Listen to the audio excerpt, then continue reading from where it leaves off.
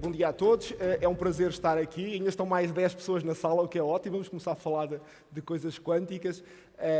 Eu sou da Universidade de Aveiro, do Instituto de Telecomunicações, e de facto é um prazer estar aqui. E nos próximos vou no fundo, introduzir este painel, e nestes 10 minutos que vou procurar falar, vou tentar dizer-vos de forma breve o que é que são as tecnologias quânticas, como é que as tecnologias quânticas têm evoluído, porquê e o que é a criptografia quântica, que efetivamente é aquilo em que nós temos focado a nossa ação, depois quais são os sistemas que nós estamos a desenvolver, quais são os projetos em que estamos a trabalhar e também o que é o PTQCI.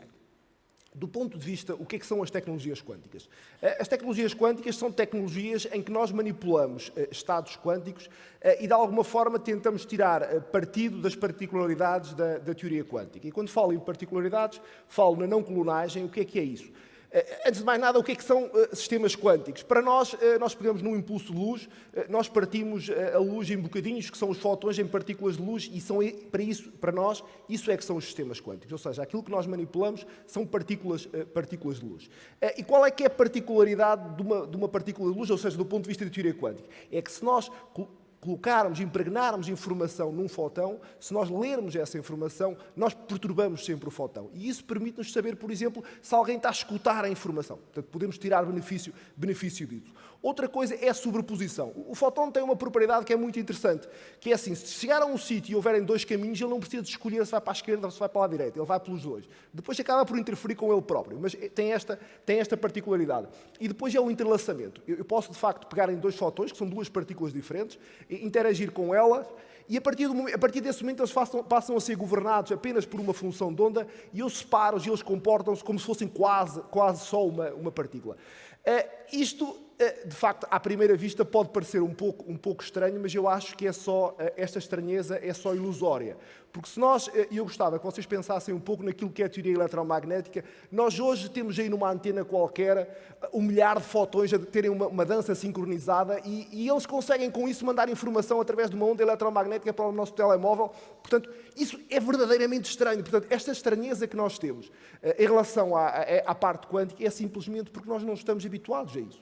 E, portanto, que é algo que nós ainda não estamos habituados para isso. De facto, a teoria eletromagnética foi começada a ser...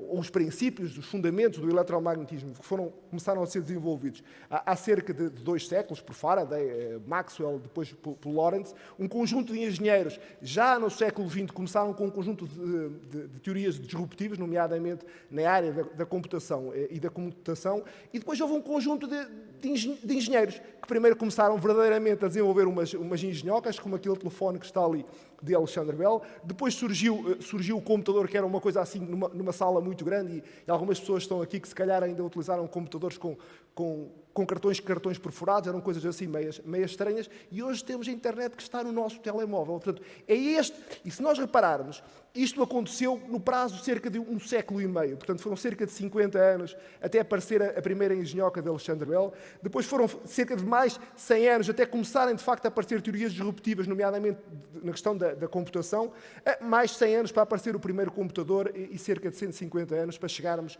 à internet e para chegarmos àquilo que nós temos hoje. De facto, a teoria quântica tem feito um caminho que é novo.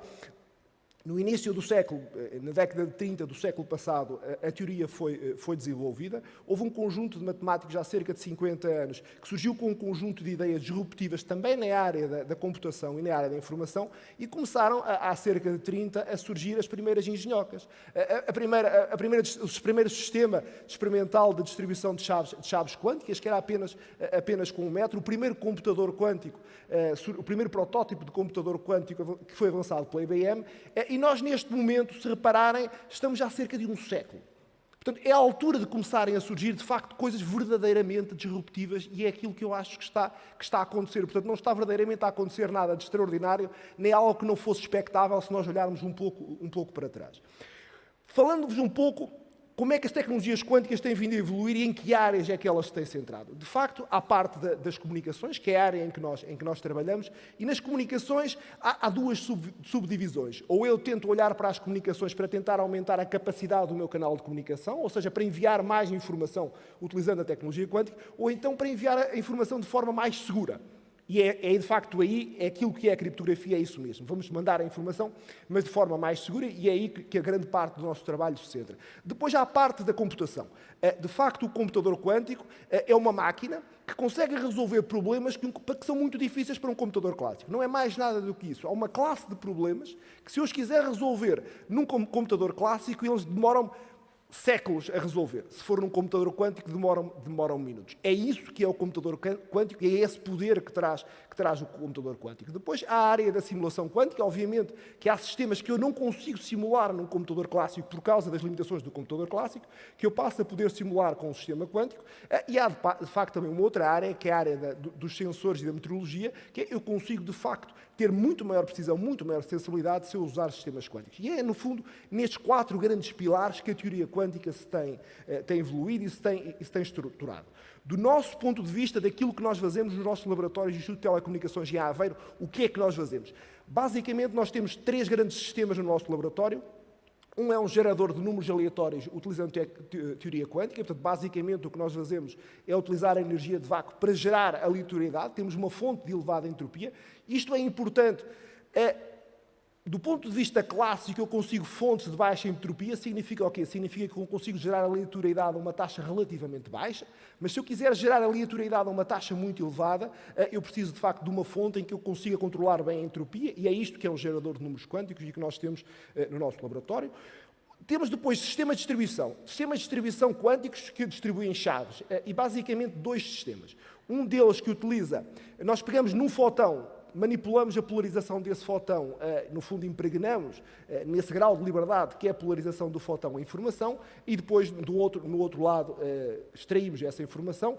Qual é que é a particularidade desse sistema? É que se alguém no meio tentar interceptar o fotão, tentar extrair a informação, os 2 extremos do canal conseguem saber que alguém esteve a escutar o canal. E isto é muito diferente daquilo que nós hoje temos classicamente. Nós hoje, num sistema clássico, nós podemos encriptar a informação, mas nós não temos forma nenhuma de saber, e acreditem que a maior parte das vezes acontece isso, se a nossa informação está ou não a ser gravada. A informação pode estar encriptada, mas nós não conseguimos saber se alguém está a guardar aquela informação. Eventualmente pode não aceder, mas se calhar mais tarde, tendo mais poder computacional, poderá aceder.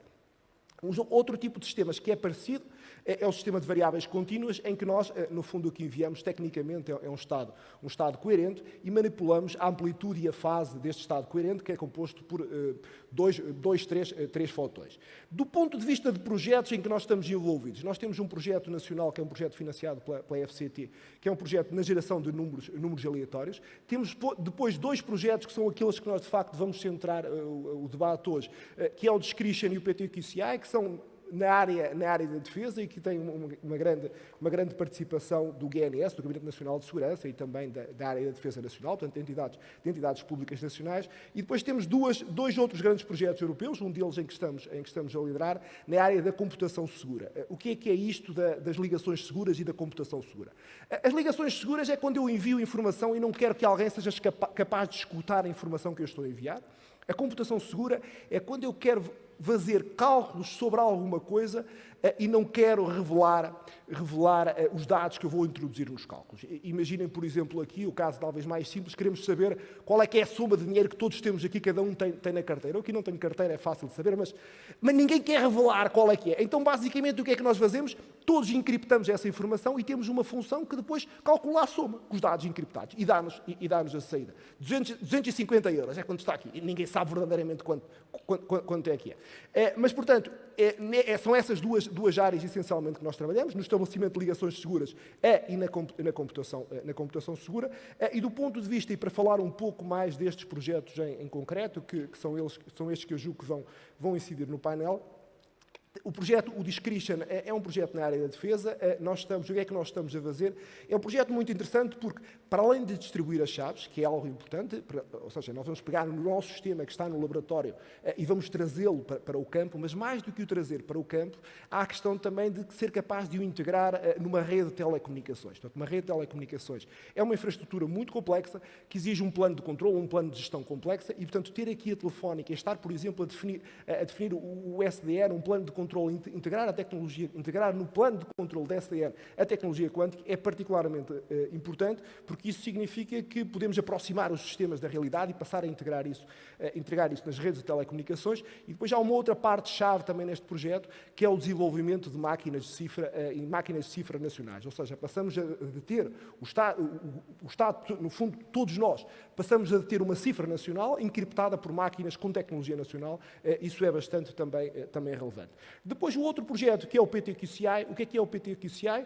O PTQCI é uma rede quântica que está a ser instalada, portanto, no espaço europeu iniciou-se o programa EuroQCI. O que é o EuroQCI? O EuroQCI é, no fundo, um programa de financiamento da União Europeia que está a promover o estabelecimento de redes quânticas em todo o espaço europeu, em todos os países a nível europeu, no sentido... E porquê isto? Porque, de facto, um computador quântico, se é verdade que vai trazer muitas vantagens, uma das coisas que também vai trazer, um dos danos colaterais que vai trazer é que vai atacar a criptografia que nós temos hoje.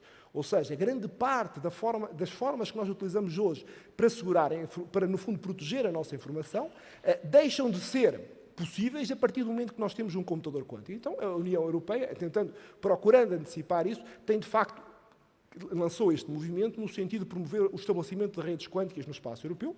Portugal está também a participar nesse movimento.